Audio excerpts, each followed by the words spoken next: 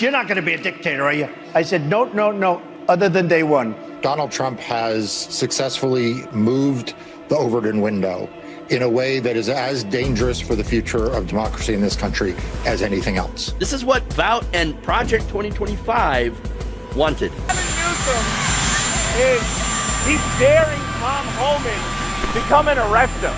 Should he do it? I would do it if I were Tom. I think it's great. They control the Congress, they control the White House, and they control the courts. And so, of course, they're massively overreaching. And yes, they are getting away with it right now. This is clearly a man who cannot tolerate criticism of him or what he does, which is exactly what authoritarianism is all about. The New York Times is just as fake as CNN and MSDNC. They really are the enemy of the people. What he is saying, rather bluntly, if you stand up to Donald Trump, he will punish you.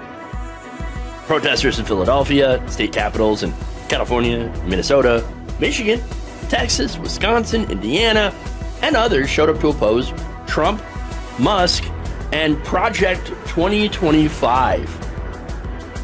The US and President Trump has overseen America's largest military parade in decades as nationwide protests take place against his leadership. Demonstrations are happening right across the United States today to oppose the Trump administration. Two visions of America. On a day the country's deepening divide was there for all the world to see.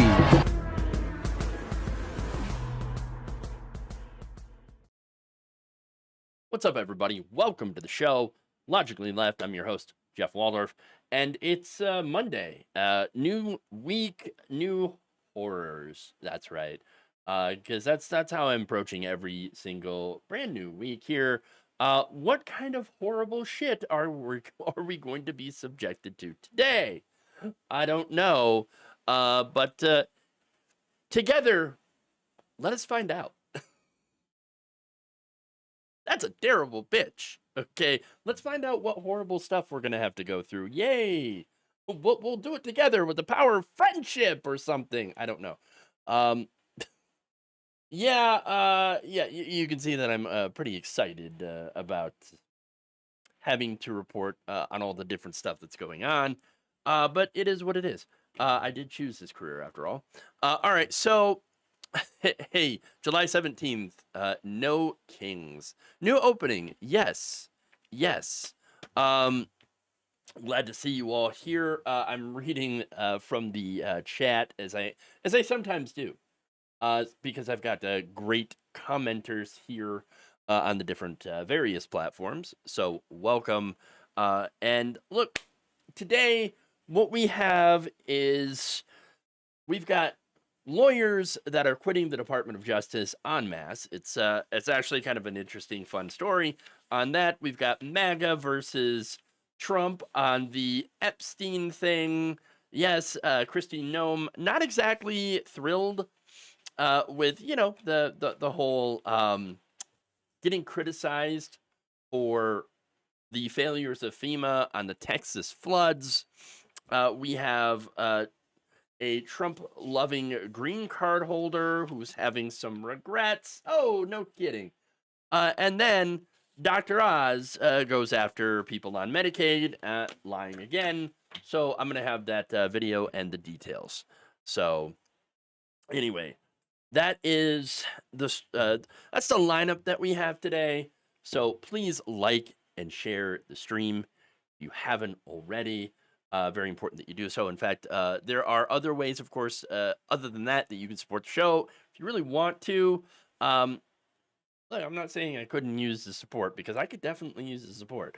No big donors here. No George Soros checks, nothing like that. So, yeah. Look, this is online lefty media.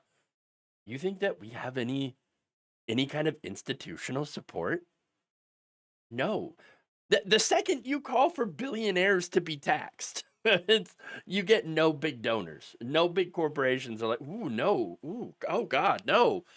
Taxing rich people. Oh, my God. Regulating corporations. Oh no, no, no, not at all. And you know what? We're gonna try to get Google to throttle you probably. So we're gonna go in that direction. So independent progressive media needs all the help that that we can get here from the people. And so I encourage you become a member, hit the join button below, or become a patron. In fact, two of the most recent members here, RDGM over on YouTube membership, and Cheryl Pays. So there's thank you for signing up, and of course Nikki Starnova signing up to be our one of our patrons, patreon.com/jeffwaldorf. Thank you for signing up and becoming a member and supporting us. Okay, so oh boy. Oh, that's terrible. Just reading something here in the chat of somebody dealing with being let go, laid off. I'm so sorry to hear that, Yuki Tenchi. Being let go randomly. Oh, that's horrific. State budget cuts, unemployment, all that stuff is going to be affected. Yeah, that is. I mean, that's the result of the Trump regime, cutting state governments, local governments, if federal money and all that stuff that would have went to the states. All that stuff is being cut, and they're using the money to help rich people and to fund more ICE detention. Just a horrible situation, and it's going to get worse. And as I've said, we're going to be feeling the effects of this, which is just starting to kick in. We are just starting to see the beginning of all of the effects of these cuts. It is just beginning, and it is going to get so much worse down the line as we continue.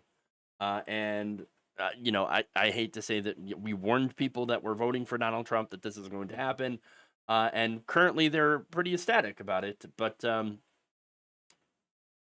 or later, the effects of those cuts are going to hit home in a very literal way for them, and by then, it's already too late. So, I'm so sorry to hear that, though. Okay. Now, that said, why don't we get into more, effects of the Trump administration, this time on the Department of Justice.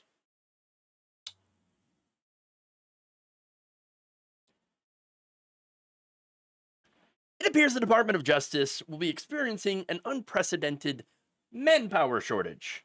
Now, this is not the result of firings that are happening across the government and the agencies. No. Actually, this is one of the one of the branches that is actually exempt from the cuts. See, yes, there are firings that are happening, and yes, they're having a massive impact on other parts of the Department of Justice and other parts of the government overall. But in the branch tasked with defending the Trump administration's policies, well, look, they have been seeing a voluntary reduction in force. I kid you not. So people are just quitting. Specifically, lawyers that are fed up with defending the Trump administration's or regime's unlawful executive actions. According to reports, roughly 2/3 of the Department of Justice's lawyers have quit. Around 69, of the 110 lawyers who work in the DOJ's federal programs branch, which responds to lawsuits against the administration, have left their roles since the 2024 election, according to a Reuters report. One lawyer who left the unit said that staff had become, quote, demoralized and frustrated by the nonstop barrage of legal challenges to Donald Trump's policies, which include the administration's attempts to do away with birthright citizenship, which is in the Constitution. I don't know why you would go after that. The detention and deportation of migrants without any due process, the imposition of tariffs on U.S. trading partners, and their attempts to reshape the federal bureaucracy with the plan from Project 2025, basically, to get rid of these people, a lot of the civil servants, and replace them with loyalists. So there you go.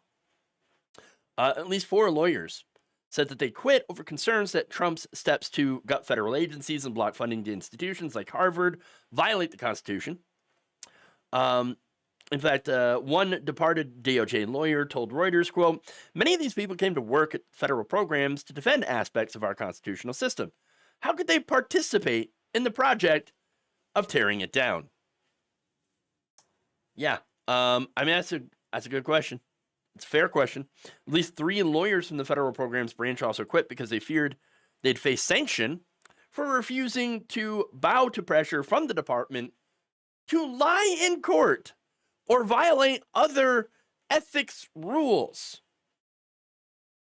And there it is. Like, yeah, this administration is ordering us to lie, and so I'm just going to quit because I don't want to get sanctioned. I don't want to suffer personal consequences here or professional consequences for lying on behalf of this administration that wants me to lie to a judge, to lie in court, well, the article said skew the facts, but there's really no other way to phrase that other than, oh, okay, so you just want them to lie then. Because that's what skewing the facts is. You're lying. You're telling these lawyers to lie. And in what? You think that they wouldn't tell lawyers to lie? Yeah, of course they would. This is the Trump regime that we're talking about. A lying liar who was put as president of the United States, yes, telling the DOJ, you should lie. Come on.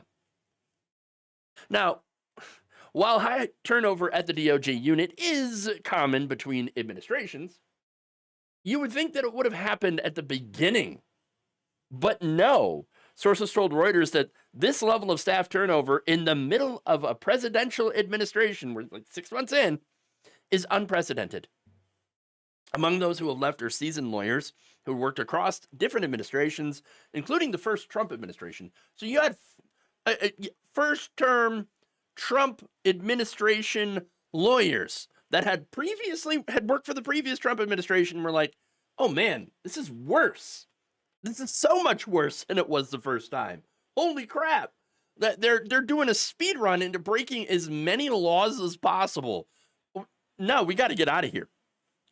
In fact, here's Peter Keisler, who led the DOJ's civil division under former President George W. Bush, telling the outlet, quote, "We've never had an administration pushing the legal envelope so quickly, so aggressively, and across such a broad range of government policies and programs.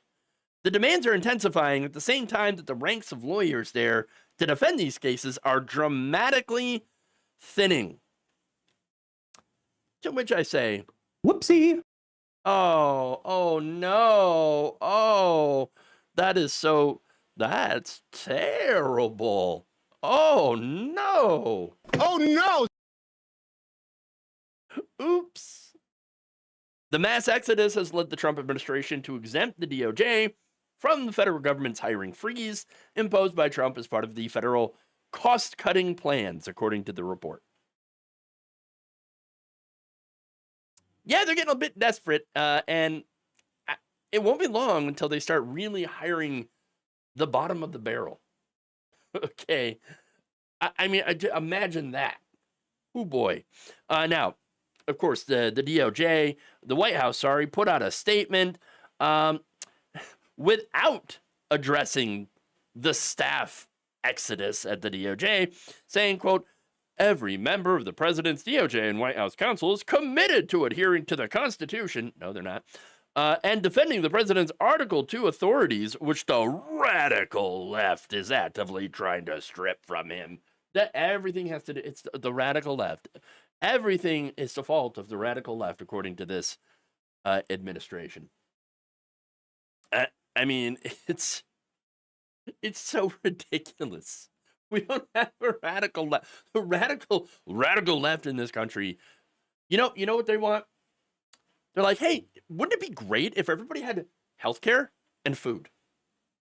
That's the radical left in this country. Okay, that's what they want. That's what we want. Make sure that everybody has a place to live that they can afford. Oh my God. Oh no, radical left. No, people are quitting because this administration is criminal. And that's really it. A DOJ spokesperson told Reuters that those who remain in the unit are battling an unprecedented amount of lawsuits challenging Trump's agenda. The department has defeated many of these lawsuits all the way up to the Supreme Court. Gee, oh, well, that would be why. And will continue to defend the president's agenda to keep Americans safe. For one, the reason that there are so many lawsuits against this administration is because there's so much law breaking by this administration. I already mentioned, trying to get rid of birthright citizenship, which is in the Constitution, the ICE raids that have been taking American citizens and sending them off into exile. Trump's attempts to take power away from the states is another one when it comes to their elections. This regime had tried to take over the state's role in elections, which is, again, clearly constitutionally afforded to the states. That is a power that is given to the states to run their own elections. And Trump was like, no, I want it. Well, you can't have it. Can't have it. Again, just a few examples of the lawsuits that have been filed, and some of them have been won by the people that have filed against this administration. So no wonder the lawyers are tired. And at some point, this drain is going to be so much so that they're going to run out of qualified people to defend them in court. Lucky for them, though. And I alluded to this earlier. The Supreme Court is rigged. Okay, so it probably won't matter if the lawyers that they eventually hire ended up receiving their degrees from a Cracker Jack box, or worse, Trump University. Oh my God. Imagine if they had a law course, if they were still open, that is. But anyway, it will become more and more obvious, though, as the challenges continue to mount, that Trump keeps doing illegal things. Because that's, it's pretty obvious to me now, but that's because I'm paying attention. When you get the normies to start paying attention and to see just the rampant, law breaking by this administration, they're going to be like, oh my God, what is going on here? And the arguments that these lawyers are going to be making, especially if they're replaced, again, these seasoned lawyers are replaced by people who are idiots. Seeing some of those arguments, that's going to be, number one, entertaining, but also enlightening, because it's like, wow, these people are just out there defending rank criminality. And they're not doing a very good job at it. Congratulations. Now, one thing that I'm also really heartened to see is all of these law firms that Trump had threatened earlier. You've had some of them pushing back and not bowing to the intimidation. Okay, I love that. And some of them have even decided to join in filing lawsuits against this administration, even though they were threatened. All right, and the ones that did go along with Trump because of those threats are seeing reduced business. People do not want to hire these same law firms that bent the knee. Because, well, if you're going to bend the knee to the government, then, and especially to someone like Donald Trump who's engaging in law breaking, then, well, you're not really going to look out for me, are you? So why would I hire someone like you? Exactly. Now, I would hope that maybe some of these lawyers who quit the DOJ decide to, why don't we not only, again, quit the DOJ, but also join the firms that are suing the Trump administration, because at the very least, and I'm not counting on the courts to stop Trump. No, ultimately that is up to the American people to stop this regime. But at very least, all these court challenges might be able to at least slow them down a bit.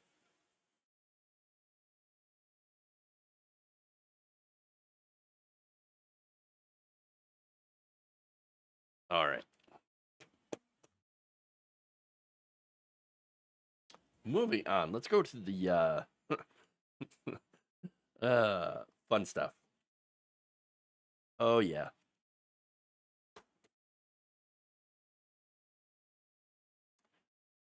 Over the weekend, MAGA continued to rage at President Trump, along with Bondi, their failure to deliver on the much-hyped Epstein files. That's right. In a Saturday afternoon post that got a lot of negative reaction, Trump wrote this. What's going on with my boys? And in some cases, gals. They're all going after Attorney General Pam Bondi, who's doing a fantastic job. We're on one team, MAGA. And I don't like what's happening. We have a perfect administration. Perfect. It's perfect administration. The talk of the world. Who's going to tell him? Who's going to tell him why they're the talk of the world? It ain't for good reasons. Okay. Now, and selfish people, oh, you get that? Selfish people are trying to hurt it all over a guy who never dies. Except he did. Jeffrey Epstein. For years, it's Epstein over and over again. Yeah, because of you. Partly. Okay, why are we giving publicity to files written by Obama? Oh, yeah. Yeah. That's it. Obama. He wrote them. He wrote Crooked Hillary, Comey, Brennan, and the losers and criminals of the Biden administration who conned the world with the Russia hoax. 51 intelligence agents, the laptop from hell, and more. They created the Epstein files, just like they created the fake Hillary Clinton, Christopher Steele dossier they used on me. And now my so-called friends are playing right into their hands. Why didn't these radical left lunatics release the Epstein files if there was anything in there that could have hurt the MAGA movement? Why didn't they use it? Why didn't they use it? Okay. You know what? Let me read the rest of that statement first, but and then I'll get to it because this is just so absolutely ridiculous. All right. There's more. Why didn't they use it? They haven't even given up on the John F. Kennedy or Martin Luther King Jr. files, no matter how much success we've had, securing the border, deporting criminals, fixing the economy, energy dominance, a safer world, where Iran will not have nuclear weapons. It's never enough for some people. We're about to achieve more in 6 months than any other administration has achieved in over 100 years. And we have so much more to do. We are saving our country and making America great again. Continue to be our complete priority. Okay.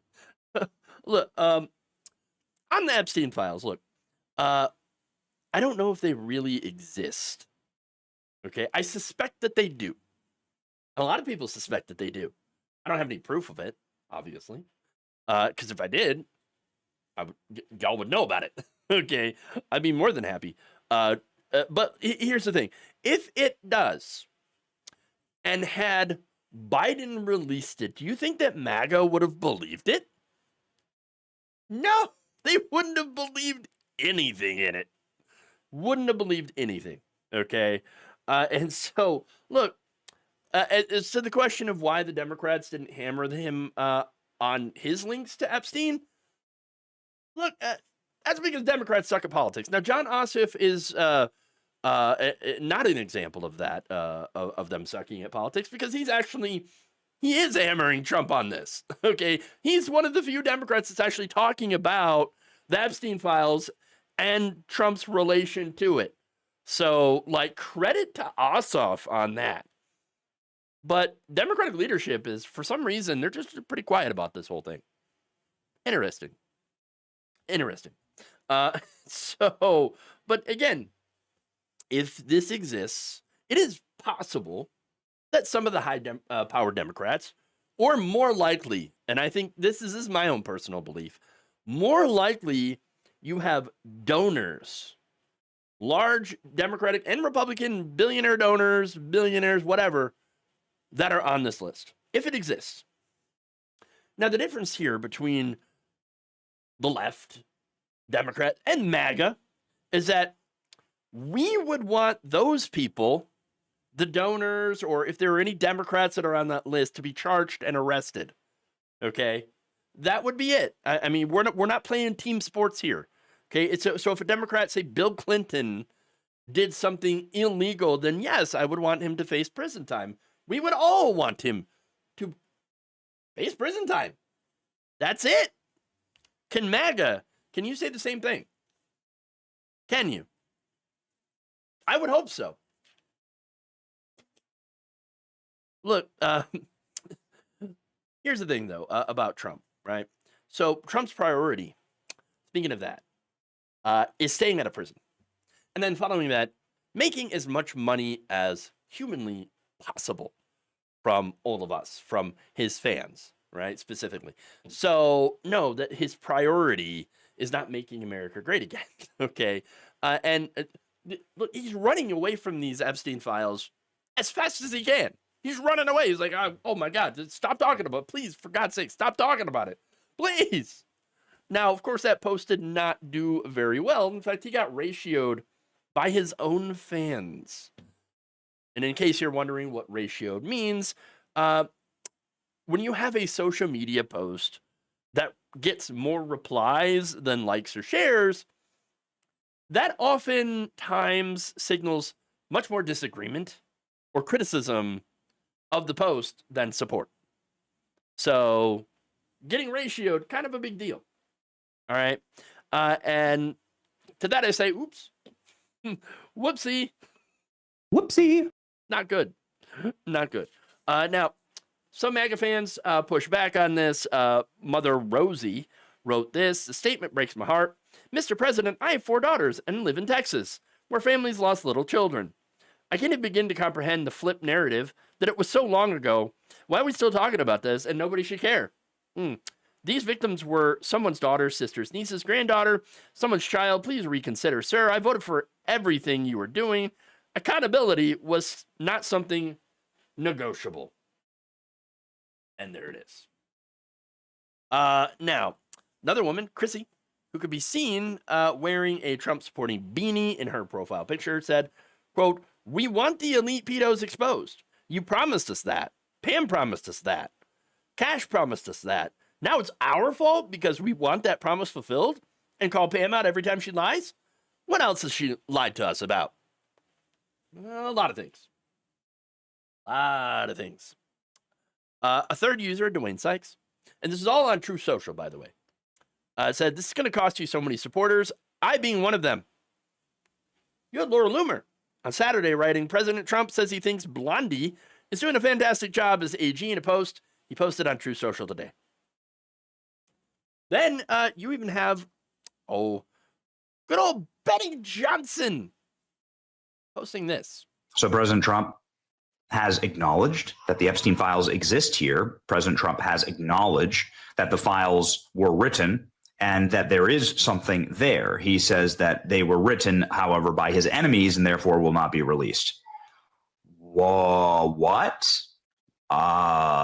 That's new in this entire zeitgeist. This is something that is wildly interesting. And then he goes all in on supporting Kash Patel and Pam Bondi. No mention of Dan Bongino, where all of this, again, sort of transpired. When you lose Benny Johnson, okay. Now, of course, one person he didn't lose is Charlie Kirk, who's like, "Oh, no, I totally believe that everything that Donald Trump says." Yeah, okay. No, this guy is like just looking out for his media career. That's what he's looking out for. But right-wing podcaster Andrew Schultz called Trump out for, quote, doing the exact opposite of what he promised, telling his Instagram followers, quote, "I voted for none of this." Did you know? I mean, you voted for a liar, somebody who has had very a long history of documented lies. And you're like, "No, I believe him on this one." Oops. Retired General Mike Flynn, who had served as Trump's national security advisor during his first term, he also posted this. Quote, Trump, please understand the Epstein affair is not going away. True. Megyn Kelly writes this. There are really only two options. One, there's no huge undisclosed there on Epstein. Bondi misled on it, i.e. she lied, until she didn't. And Trump is quick to forgive a loyal soldier for being desperate to get on TV, which is sick, by the way. I mean, all the claims that Bondi was making, like, oh no, I've got the Epstein files. They're right on my desk. Now, and we're reviewing them right now. Yeah, and pretty soon we're going to come out and we're going to tell you the truth. Okay, we're going to give you all the information. That's it. And it's just wait for it. Just wait for it. Now, if you were saying that in order to get on TV, that is disgusting. You are a disgusting hack. Okay, which again, Pam Bondi, right? But she also adds, quote, number two, there is a scandal that's being covered up, and it's at his direction, meaning Donald Trump. They're so close. Oh my God. People like Megyn Kelly. She's so close. So close. John Rich writes, if there's no there, then why is Ghislaine Maxwell in prison for 20 years? Yes. Well, asking the right questions. Asking the right questions. Patrick Bet-David, another right-winger, writes, in regard to Epstein, one, either stop bringing up why many are annoyed with the Epstein cover-up and take the L, or two, tell your base the truth. But whatever you do, stop blaming the voters. This isn't the voters' fault. Over-explaining is often the loudest whisper of doubt. Gunther Eagleman adds, I was told no one was above the law. Another writes, well, that's brutal. Pam Bondi is not doing a fantastic job. Not even close. He's just not listening right now. And that's a problem. Man, it is looking like this thing ain't going away. At least not anytime soon. There are just too many people that are wrapped up in this. Too many people that are interested in seeing, again, all the promises that Trump made about releasing the Epstein files. I mean, again, they actually believed that Donald Trump was going to expose the pedos. He promised to release the files. Here we go. During the election, President Trump says he will declassify the 9/11, JFK, and Epstein files. And now, look, oops. Now he's not. It is your classic bait and switch. Now, usually, MAGA will forget about something. They'll forget, about a promise that Trump made and then it didn't happen. They'll forget, whatever. But not this time, apparently. No, this time, people are pissed. And I don't see this ending anytime soon. That outrage, I think, will continue, hopefully, to grow. And there is a massive, real schism in the Trump coalition.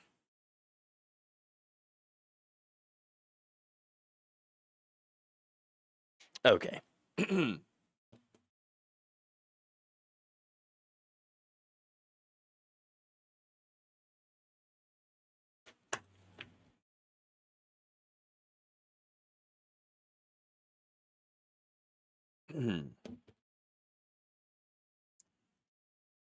Homeland Security Secretary Kristi Noem is not thrilled with the New York Times after they issued a report revealing that thousands of victims had been unable to get through to FEMA during the floods that engulfed central Texas. Now, the report found that the Federal Emergency Management Agency had failed to answer nearly 2/3 of all the distress calls from victims of the catastrophe. So now Noem had went on NBC's Meet the Press to get very angry about it, calling it false, saying it's discouraging that during this time, when we have such a loss of life and so many people's lives turned upside down, that people are playing politics with this because the response time was immediate. Well, okay, but it's not playing politics to call out like, hey, wait a minute. You said it was immediate, but actually it wasn't. Now, Noam said, the individuals who are giving you the information out of FEMA, I'd love to have them put their names behind it because anonymous attacks to politicize the situation is completely wrong. The false reporting has been something that is inappropriate, and it's something that I think we need to clear up. This response was by far the best response we've seen out of FEMA. The best response we've seen out of the federal government in many, many years, and certainly much better than what we saw under Joe Biden. I love the irony of seeing people who lied about FEMA during the election. Okay, they claim that, oh my God, did you know that FEMA was not helping people in red states? No, that's not true. Okay, now they're claiming that people are lying about FEMA now that they're in charge. Oh, how dare you lie? But wait, you guys lied. They made all sorts of outrageously false claims about FEMA. When it came to the Biden administration, none of the claims that they made were true. But what is true is that under the Trump administration, they have made massive cuts. Massive, massive cuts. Okay, since Noam took over, FEMA has hired hundreds of contractors at call centers as a result of these cost-cutting efforts, right, that Noam has implemented as chief of the department.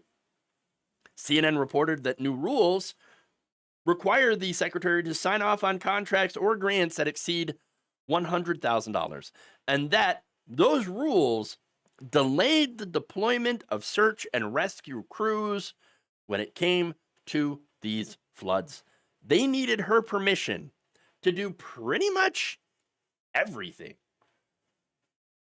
That's it. And you know what she did? She spent her time asking her Instagram followers which portrait they would rather see. Which of her official portraits should be her official DHS portrait. Oh, I like this one, but then there's this one. Oh, they're all very nice. Yes, why don't you help me pick them, Instagram? Oh, are there people drowning in Texas? Nah, I'll get to them later. But it's worse than just, oh, we need Kristi Noem to sign off on these things. No, she lied about the fact that only 15% of the calls were answered by FEMA as a result of her massive cuts to the agency. And not only that, but her delays had actually prevented rescue teams from neighboring states like Nevada, Colorado, Arizona, and Missouri from being able to conduct their operations. According to CNN, it took the teams between 4 and 4.5 hours to dispatch from their respective states. Now, look, in a lot of situations, if you're expecting a massive storm, they can stage their responses, right? They can get themselves prepared to then offer aid to those neighboring states. Now, with flooding, it's a little bit different. I mean, a lot of people didn't realize how bad the flooding was going to be. Nonetheless, search and response, I mean, these rescue response teams are very efficient. They get ready very quickly and can dispatch very quickly. And yet, because of the delays from Noam, their first day of work began on July 11th. That's about a full week after the flooding began. So FEMA has in the past been able to mobilize search and rescue operations within hours, not days. But this time it was different. And so not only were there stupid rules that were put into place, cost cutting and all that, but there's also just this attitude at the top where they think states, you're on your own. Federal government, FEMA, I really don't need FEMA after all. I mean, they're so terrible and inefficient, so we're just going to let the states take it, that's it. It's the state's problem. It's not our problem. The only problem there is that the states cannot handle it. There are billions of dollars, just for the flooding in Texas alone, it's between $18 to $22 billion worth of damage. Those states are not going to be able to shoulder that cost. And look, that fact alone is kind of why we have a federal government with federal emergency management, so that they can get this money that they don't have access to, be able to get it from the federal government and be able to rebuild and help. But no, we don't have that now. Under Trump and Republicans, the federal government has essentially turned into nothing more than a police state. I mean, the big, beautiful bill, whatever, massively expanded ICE. It is now better funded than governments of small countries. Okay. And then you have companies like Palantir that have been authorized to spy on us and given contracts, while the majority of the money gets funneled to the wealthy. And that's really it. I mean, yes, there's the greed here, of course, but also there's the incompetence of the whole thing. And yes, this government is absolutely incompetent, and that's because it wants to be. I mean, they want to fail so badly at basic governance that they can justify being able to scrap everything that might actually help the average person. I think that's the overall plan. And who better to carry out this plan and to show how incompetent government can be than the most incompetent president we've ever had, Donald Trump. I mean, when you think about it, he is the absolute perfect figurehead for all of this, because he is naturally incompetent. And then, of course, purposely incompetent, but thanks to, all the cuts and stuff, the DOJ and Christine Noem and Project 2025, all of that, with the express purpose here, the express goal of making government so incompetent and so unable to work at basic things that people would be okay with privatization of everything. And that's really it. I believe that is the plan. And I believe that finally they've been able to enact that plan thanks to the Trump regime. And now we're seeing the results of that in real time.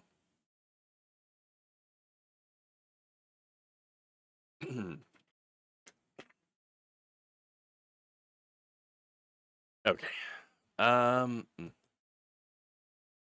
Moving on here.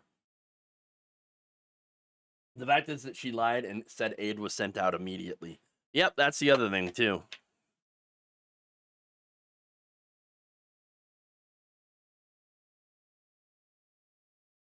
And we get the leopards eating the faces. Here we go. A Trump-supporting green card holder is feeling a bit differently about his support for the mass deportation president after the leopards came for his face. That's right, New Hampshire resident and father Chris Landry, who is a lawful permanent resident, has a green card, and had lived in the United States since 1981, when he was just 3 years old. So recently he went on vacation in Canada with his family, and upon trying to return, Landry was detained at the border in Holton, Maine, and denied re-entry into the country. He's traveling with 3 of his kids, who are all U.S. citizens. The kids will return to the U.S. in a few days, but not with Landry. Oh, no. He said from New Brunswick, quote, "They pulled me aside and started questioning me about my past convictions in New Hampshire. They denied me re-entry and said, don't come back or we will detain you." And there it is. So wait, what for? I mean, if he's a lawful green card holder, why would they deny him entry into the country? Well, it turns out that the 46-year-old had been charged with possession of marijuana in 2006 and with driving on a suspended license in 2007. So these are, look, the drug offense, I don't give a damn about. Okay. The suspended license, that's a misdemeanor. What? That's it? That's it. He was fined and given a suspended sentence Since then, he has faced no charges and has no criminal record.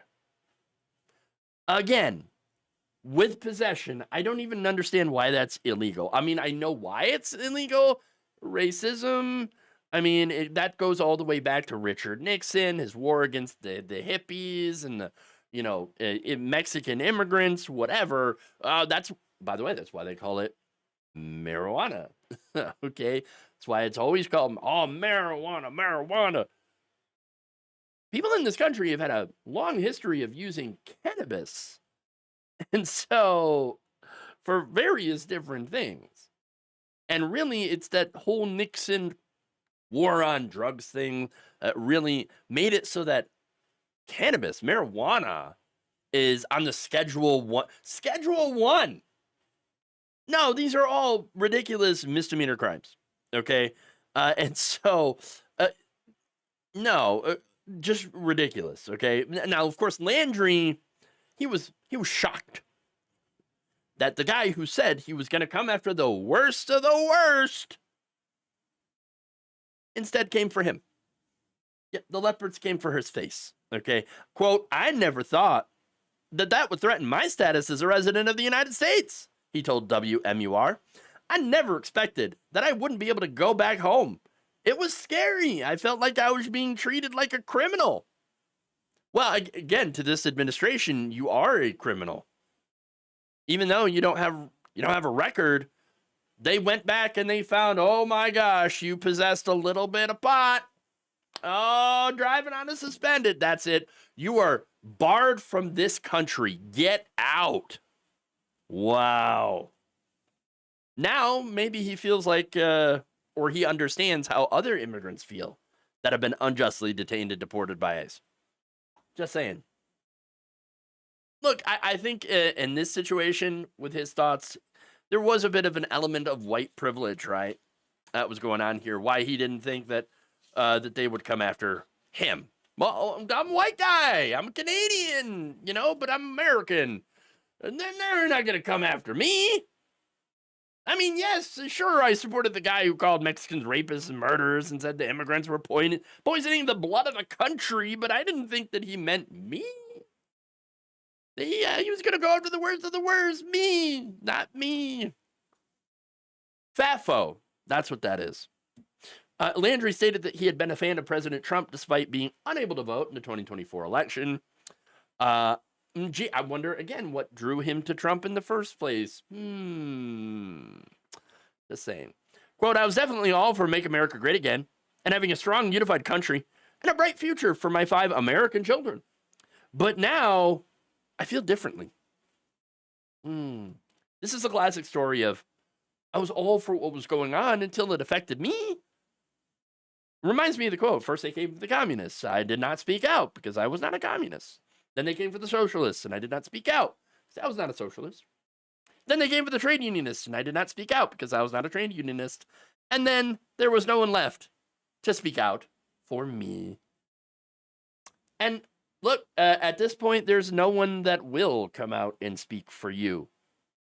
Okay? Because there is really not a lot of sympathy for Trump supporters who have been hurt by this regime. And a lot of it is because we warned you that this would happen. And now, of course, our sympathy is going to the other victims here. People who did not vote for this or who could not vote for this, who are being affected by this every single day. The people who, like Mahmoud Khalil, okay, who spoke out against the genocide and was personally targeted by the Trump regime. Those are the people that we're reserving sympathy for, not for you. Not for somebody who was all for this until it affected him. Okay? And yes, it's a good thing that you're feeling differently now. Okay, good, but the sucky thing is that it took you being personally affected by it for your mind to change. And that is the problem. Most right-wingers do not care about something until it personally affects them. Instead of seeing other people as human beings and not wanting them to go through stuff like this, you cheered it on. you were totally fine with it. That's why I have very little sympathy. That's not to say that the man couldn't be redeemed one day. Sure. But that would require a lot of work and some restorative justice on his part to try to help undo the damage that his support has done. And I don't know what that would look like or what he could even do living in Canada. But I suppose at least some effort, some real effort and work on his part to try to undo the damage would be appreciated, would go a long way. But I somehow, for some reason, I really don't expect that to happen. No sympathy until they actually decide to do something about their regret, says Ramirez 77. Exactly. And also pointing out that this really, it is about the numbers. It is about their quotas. And they have some very strict quotas to meet for their deportation targets. And so, of course, they're going to go after people like that, people who have had maybe a misdemeanor on their record or whatever. They're not going to be able to hit those numbers without going after these people, without going after the low-hanging fruit. And sorry to say, bro, but you are one of the lowest hanging of the fruits.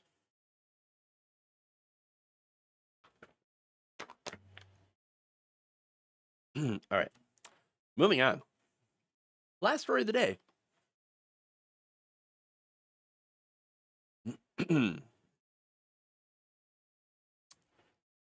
Trump appointee to CMS, Dr. Oz, recently went on Fox News to lie about people on Medicaid. When the program was created 60 years ago, it never dawned on anyone that you would take able-bodied individuals who could work and put them on Medicaid. Today, the average able-bodied person on Medicaid, it doesn't work, they watch 6.1 hours of television or just hang out.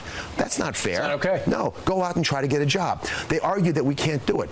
They're arguing against the competency of the American people and their government. I would make the argument that if I offer you a deal, I'll give you free health insurance, but you got to get off your tail and go try to go to work, you'll take the deal. Most Americans have already done that. Okay, so he says, these people, they watch 6.1 hours of TV, or they just hang out. Where'd you pull that information from, Dr. Oz? Maybe, I don't know, the same place that he pulled out all those supposed miracle cures behind? Look, the reality is 64% of all adult Medicaid recipients work, either full-time or part-time. The rest are elderly, disabled, or are caregivers.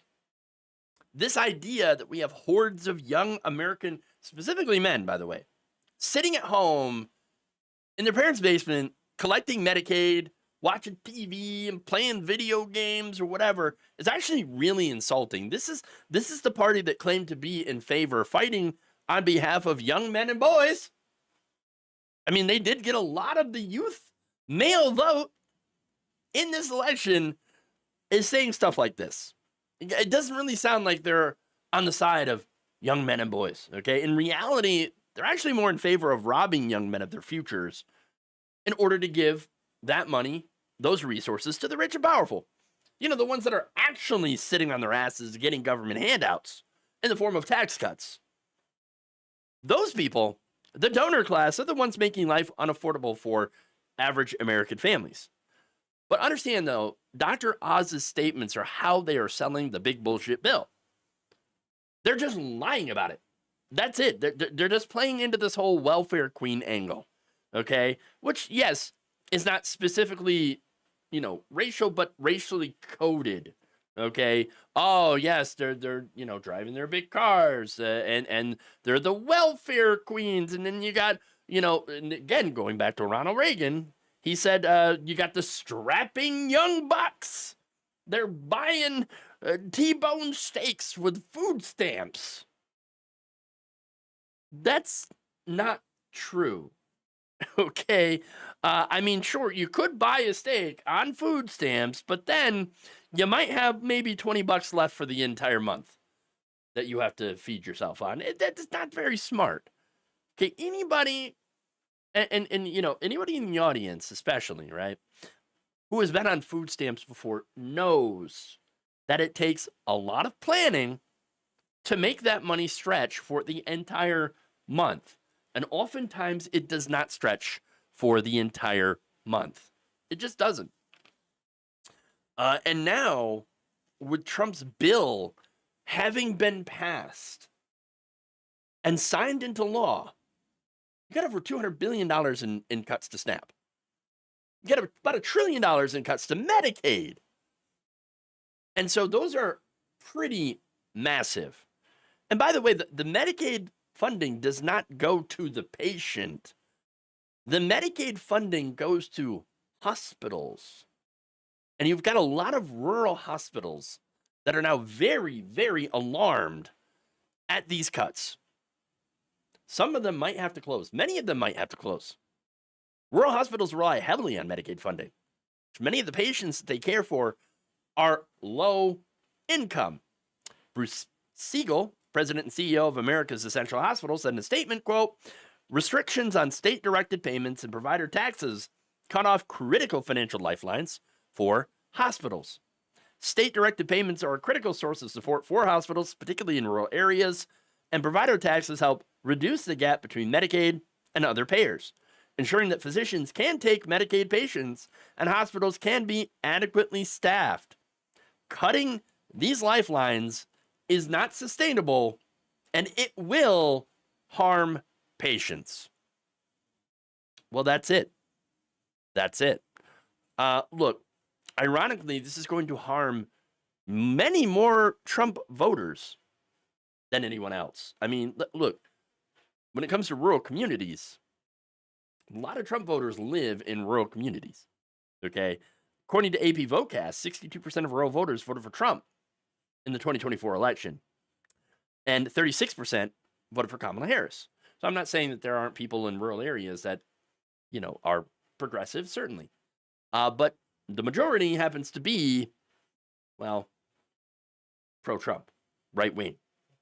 Now, these same rural communities are not only suffering as a result of the ever-changing Taco Trump tariffs, right? These threats, which have impacted farms, impacted exports. Not only that, but they're dealing with ICE raids, taking their workforces. But now you have people in those areas that are losing Medicaid and could perhaps lose a lot of these rural hospitals. These voters, I mean, they got conned, okay? They voted against their own interests and are now, unfortunately for them, having the day that they voted for. Now, there's going to be, as a result of all of this, a lot of people dying. But Dr. Oz and a lot of these Republicans, the message that they're putting out here is, hey, we know that this is going to happen, and we don't care.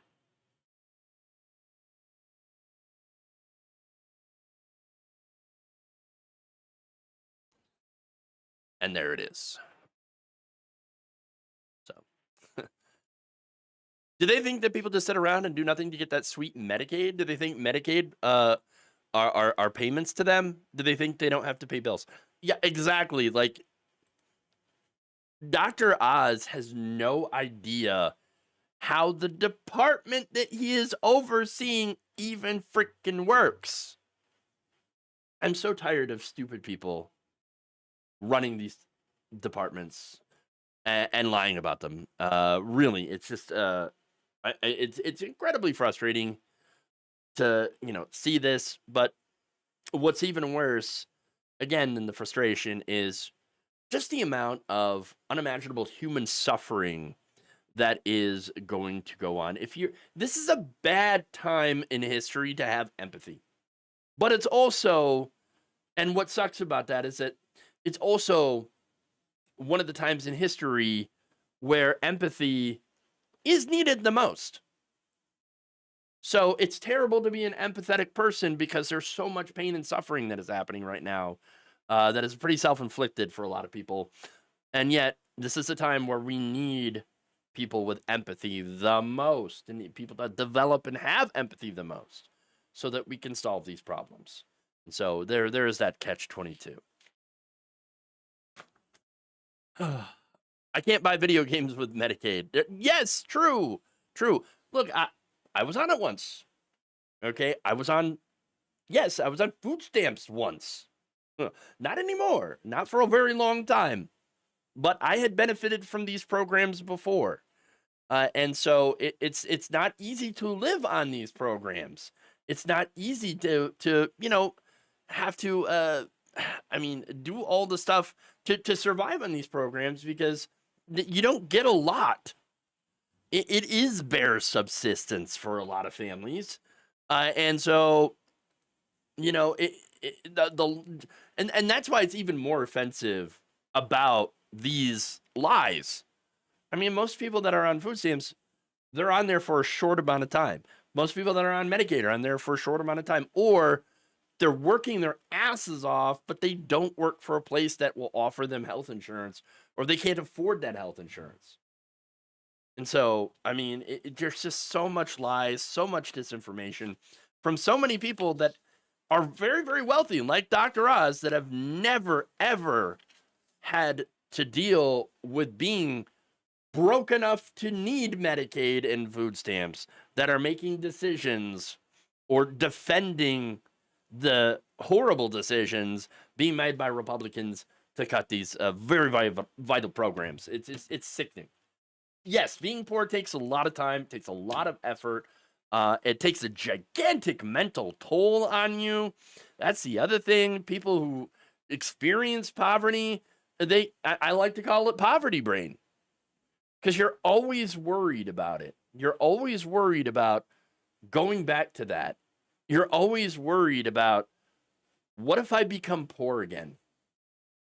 I have to find out a way, and that's if you're lucky enough to be able to escape that. But a lot of people are not.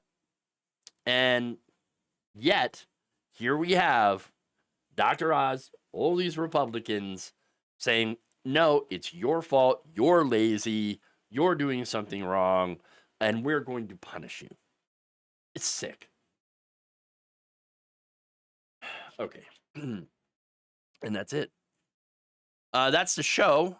Thank you for watching. Please like and share the stream. If you haven't already, consider signing up to become a supporter. That's hitting the join button below if you're on YouTube, subscribing if you're on Twitch, also becoming a subscriber if you're on Facebook. All those ways are ways that you could support the show. You can also become a patron, patreon.com/jeffwaldorf. Sign up for that if you, again, want to help independent, progressive media. All right, so thank you all again. Have a decent enough day. We'll be back here tomorrow, same time, same place, about 2 p.m. Eastern, right here, logically left. Love you all. And remember, change begins with you. Good night, everybody.